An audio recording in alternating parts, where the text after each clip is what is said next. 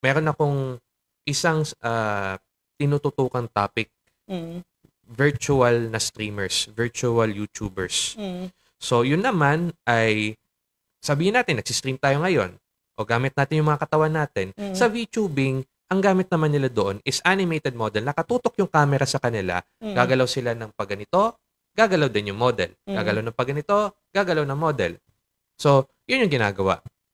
Madalas doon, either kantahan or maglalaro ng games on stream or kung ano kung may mapag-usapan katulad ng ganito, mga talk show, mga ganun. Or kung hindi naman outside sa mga streams sa YouTube at sa Twitch, sa Facebook din, may mga nagsi-stream din sa Facebook. Madalas sila nasa events. So mga on the ground events. Kahit hindi sila magpakita, okay lang kasi alam naman ng mga tao kung sino sila based doon sa model na kung anong hawig nila. Ibig sabihin binabago yung yung itsura nila ng parang anime, gano'n. Oh, tama pa pala. Yung anime na yun, cartoons or live din? Pwedeng cartoons, pwedeng live. Pero syempre, since nakatutok yung camera sa'yo, yun nga, nakatutok yung camera. So, may example tayo dito sa mga manonood natin sa Sinag Cable Sack, sa Cable Link, ano.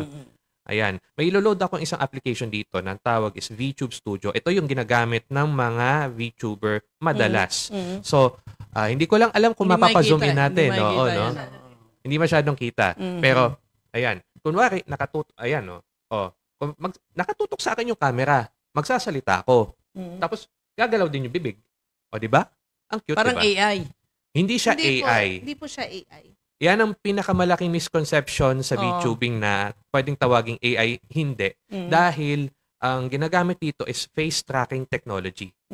So, halimbawa kung ang napili mong cat, dog, ganon? Oo, tama. Opo, Pwedeng may pumili ganun ng po. model. Oo. Yeah, itong character na ito. Characters po nila, then sila po nagko-control po nun. Yan po yun. Bakit pinapalitan? Bakit pinapalitan? May mga tao na hihiya pa rin na matutukan sa camera. May marami tayong mahihaing tao na pero magaling magsalita. Ganun. Magaling Yes, magsalita. Mag-radyo sila, hindi sila nakikita. Pwede rin silang pang-radyo kung tutuusin. Pero po mga streamers, ganun. Oo, correct. Dahil sa